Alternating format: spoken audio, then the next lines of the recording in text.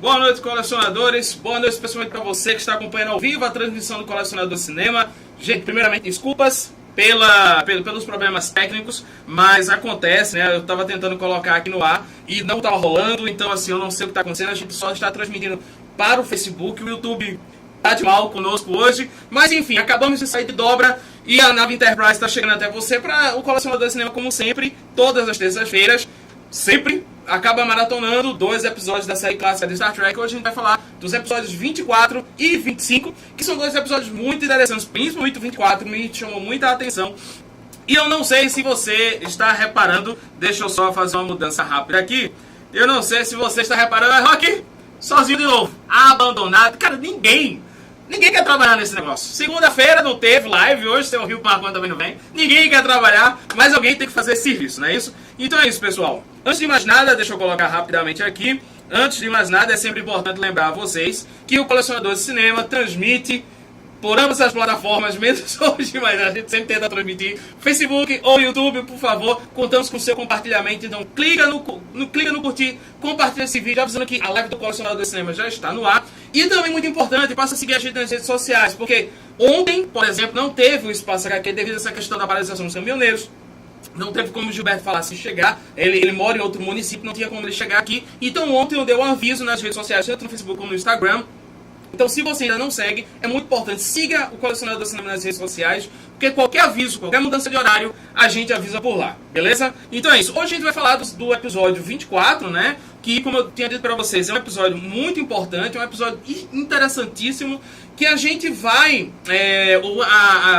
naquela época já vai se tocar, já vai se falar de um problema que hoje a gente discute, que é a questão do uso de drones dentro de batalhas, dentro de guerras e tal. Então deixa eu colocar rapidamente para vocês a chamada do episódio 24. Olha aí, gente, episódio 24. Um gosto de Armageddon, A Taste of Armageddon. Direção do Joseph Pivney. Roteiro do Robert Hammer e do Gene L. Kuhn. Estreou no dia 23 de fevereiro de 1967, data estelar 3192.1. Como eu tinha dito para vocês, esse episódio ele é muito interessante, porque o que é que acontece? A Enterprise, deixa eu até colocar nos nomes aqui, porque o nome de planeta é um negócio muito complicado de decorar. Vamos lá, então, a Enterprise vai até esse planeta, que é o Eminiar 7, por uma missão diplomática, né? O embaixador Fox tem uma missão diplomática em relação a esse planeta, que é até interessante, depois eu estava pesquisando, tem uma pergunta, uma crítica que faz esse episódio, mas eu acho que é muito importante a gente responder essa pergunta. E chegando lá, ele descobre que esse povo do Eminia está em guerra com o povo de Vendikar. E aí acontece uma coisa muito interessante, porque assim, um dos comandantes lá do conselho anuncia que eles estão em guerra e que a Enterprise não deveria estar lá, mas quando o Kirk chega, o planeta parece estar muito bem. Não há indícios de um planeta em guerra. E o que acontece é que, assim, aí acontece talvez a parte mais interessante desse episódio, porque eles vivem uma guerra virtual, ou seja, para evitar uma destruição em massa que eu digo assim, fisicamente, eles guerreiam virtualmente. E quando acontece, literalmente eles vivem fazendo uma batalha naval. E quando um determinado local é atingido por uma bomba, que no caso as guerras ali são dessa forma, as pessoas que, lembrando, é uma guerra virtual, então em tese ninguém morreu, mas se aquela determinada região ela é atingida, as pessoas são obrigadas a ir como se fosse um incinerador humano, entendeu? Espontaneamente, elas têm que se suicidar, elas têm que se matar voluntariamente. E é interessante porque isso, como eu disse, é uma questão que a gente discute hoje. O fato da gente ter uma guerra, por exemplo, por drones, que hoje se discute isso, o fato de que as pessoas, por exemplo, um soldado envia um drone, mata uma determinada quantidade de pessoas, mas ele está do outro lado de uma tela, então seria uma desumanização da guerra, que por sinal é o que acontece nesse episódio, né? O Eminia e o Vendikar estão em guerra já há 500 anos, e é muito curioso que essa batalha perdura, Kirk comenta isso até com o... Eu esqueci o nome lá do rapaz com quem o Kirk acaba... como é que se diz? Tendo discussões com ele, que o que o Kirk pontua é exatamente isso. Tipo, como é uma guerra virtual, como eles não precisam se sujar com a guerra perdura por tantos anos. E é muito também interessante a solução que o Kirk consegue arrumar, porque é um problema... uma coisa importante que eu não falei. Como a Enterprise acaba se aproximando do planeta, devido a uma das explosões, na guerra virtual deles, a Enterprise teria sido atingida e todos os tripulantes teriam sido mortos. Os tripulantes, no caso, os tripulantes da Enterprise, com exceção de Kirk, Spock e alguns, né, que estão lá no planeta. Então, um dos embaixadores lá do planeta, vou chamar de embaixador e tal, um dos representantes do planeta, acaba dizendo, olha, você tem que mandar sua tripulação descer para que eles sejam incinerados, porque eles são considerados uma baixa de guerra. E é isso que o Kirk acaba, como é que se diz? O Kirk acaba indo contra esse pensamento, e a proposta de solução do Kirk é muito interessante, porque o que o Kirk faz ele destrói essa máquina, né, que simula essa guerra. E aí ele diz, olha, agora que eu destruí a máquina, supostamente o outro lado vai entender que o acordo de paz está, o acordo que vocês tinham para manter essa guerra virtual está acabado, e ele vai supor que vocês estão se armando literalmente com armas físicas e vão partir para uma guerra de campo, uma guerra verdadeira, né? E o pessoal desse planeta acaba entrando, não, como é que a gente vai fazer? Vai ter muitas mortes e tal. E aí é que o Kirk propõe a grande solução, que é, olha, talvez seja interessante vocês pensarem num acordo de paz. Como eu disse, gente, esse episódio ele é sensacional, ele é espetacular. Tudo bem que isso é redundante, todas as vezes que eu chego aqui, eu sempre estou dizendo que os episódios são muito bons, mas esse me surpreendeu bastante pela ideia dele, a originalidade desse episódio. É muito interessante porque, como eu disse, ele bate com questões de que existem filmes hoje que discutem essa questão do uso do drones em guerras. Se eu não me engano, tem um filme horroroso, que é aquele Ataque à Casa Branca. Aí tem um que é Ataque em Los Angeles. Não sei, eu sei que é o segundo filme que ele fala dessa questão da guerra de drones e tal. É bem curioso. Então o episódio é sensacional. A ideia dele é espetacular, mesmo a gente tendo aquelas limitações tecnológicas e tal da época, mas o episódio é muito bom. Deixa eu tentar, né? Que eu não tava conseguindo olhar aqui os comentários do Face. Deixa eu ver se eu consigo rapidinho, gente, olhar os comentários do Facebook. Tá? Deixa eu me tirar de tela aqui principal, pronto, para vocês ficarem olhando para minha carequinha brilhante. Então deixa eu olhar rapidinho o Facebook para ver se alguém jogou. Pode comentar, gente, dizendo o que é que vocês acham, se assistiram esse episódio, o que é que acharam dele. Deixa eu ver se eu consigo olhar. Não estou conseguindo ainda, está carregando aqui. A internet hoje não está ajudando muito. Então deixa eu ler duas críticas que eu cacei duas críticas sobre esse episódio. Na primeira crítica diz o seguinte, né? Deixa eu voltar para vocês ficarem olhando para mim. Vamos lá. Olá, olha aqui de novo, vamos lá.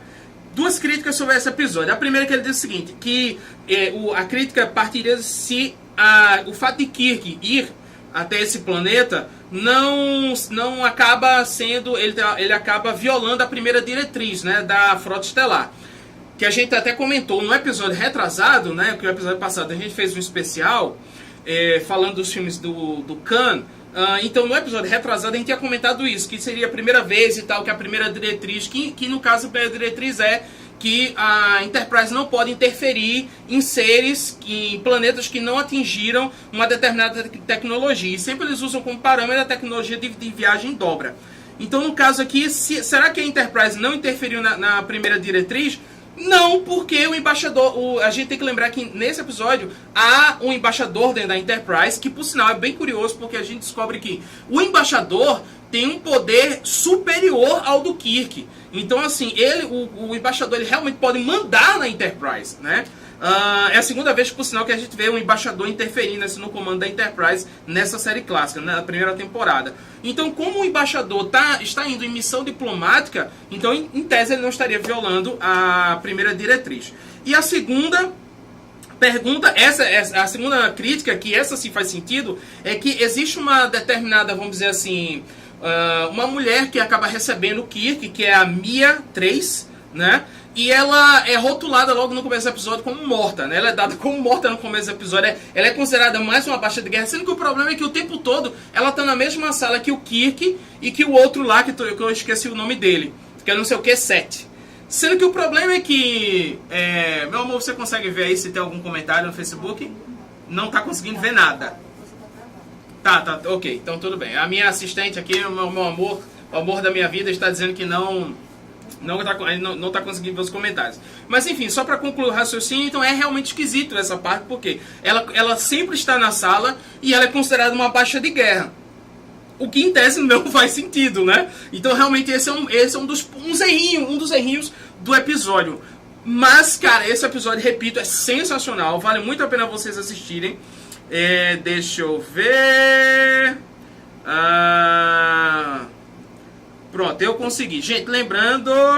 Ainda não consegui não. Eu tentei, mas não consegui. Lembrando que a gente tá só transmitindo pro Facebook, tá? Ok, vamos lá, gente. Então é isso, esse episódio recomendado. Vamos para o próximo episódio. Episódio 25. Perdão, eu coloquei um negócio aqui. Episódio 25. Pronto, agora sim. Episódio 25, olha aí. Gente, essa cena que ilustra esse episódio é muito interessante, tá? Deste Lado do Paraíso, This Side of Paradise, direção do Ralph Senenisk e o roteiro do D.C. Fontana. Estreou no dia 2 de março de 1967 e a data estelar é 3417.3.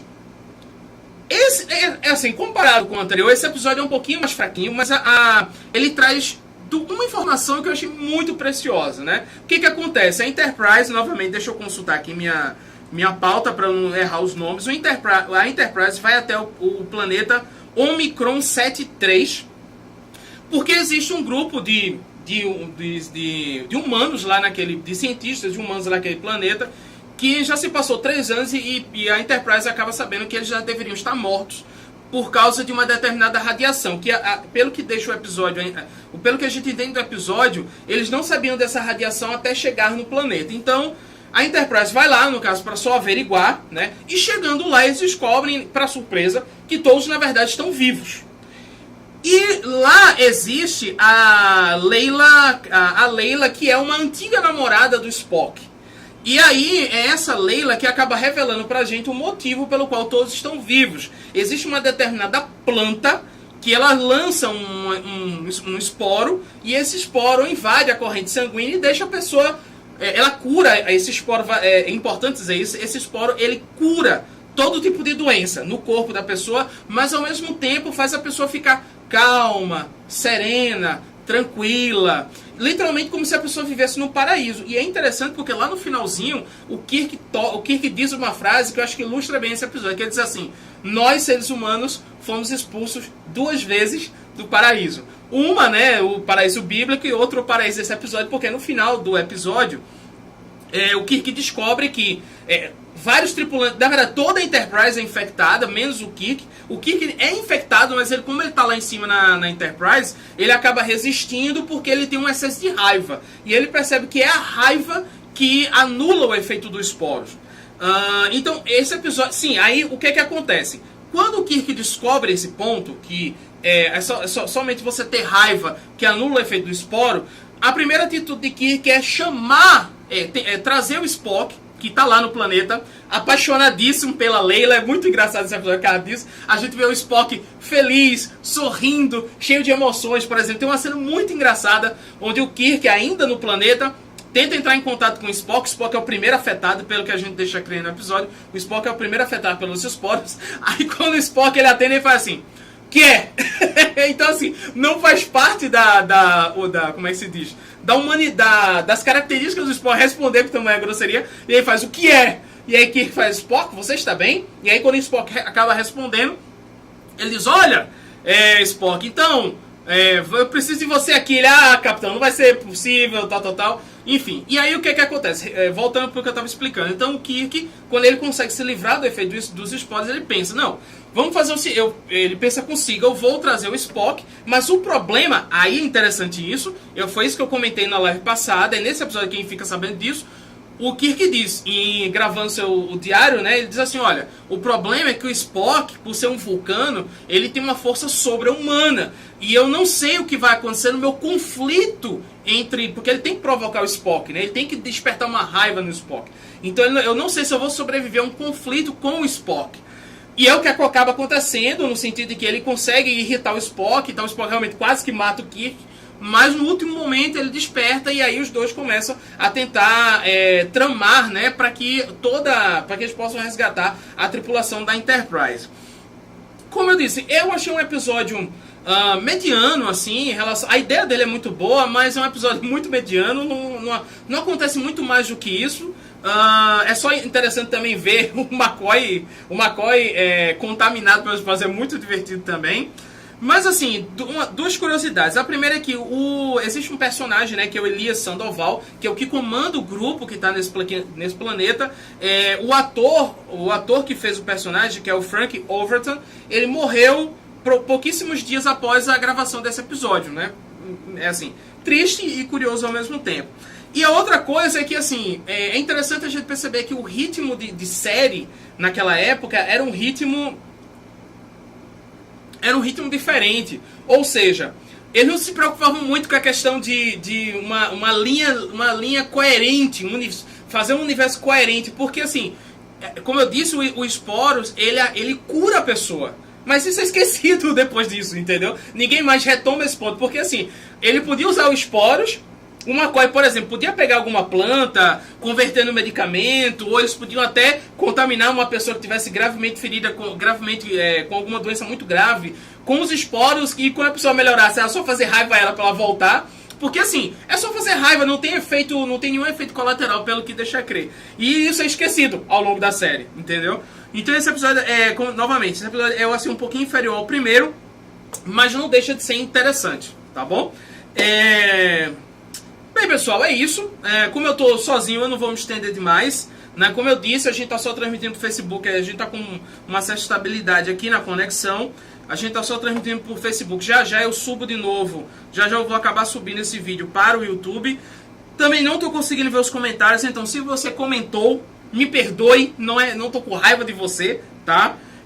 Só que eu não tô conseguindo ver mesmo. Sim, uma coisa importante que eu não falei ainda, quando eu fiz a estreia da semana na semana passada, que é o seguinte, vocês perceberam que na programação não entrou o Girl Power, né? Porque a Juliana, ela tá de férias, né, do trabalho dela, e portanto, né, ela tá de férias mesmo, daqui também do colecionador, e ela volta no dia 15 de junho, eu acho que foi de junho que ela avisou, no dia 15 de junho o Girl Power tá de volta, com o comando da Juliana Rodrigues, e eu conto com a presença de vocês. Então, oficialmente, nós nos vemos quinta-feira, de 8 horas da noite, para fazer o estreia da semana. Agora sim, eu espero, né, que o seu Rico Marconi esteja aqui e que esse povo volte a trabalhar, porque tá muito complicado, sou eu trabalhando. Eu agradeço demais a sua participação, a todo mundo que acompanha a live. Peço desculpas aí pelos atropelos, mas acontece, né? São ossos do ofício, né? São ossos do ofício. Ok? E é isso, galera. Muito obrigado a vocês. Nos vemos oficialmente quinta-feira, de 8 horas da noite, para o estreia da semana, onde a gente vai anunciar o escolhido, né, a nossa crítica, e obviamente também a programação da semana. Mais uma vez, muito obrigado e nos vemos oficialmente na quinta-feira, beleza? É isso, galera. Aguardo vocês lá.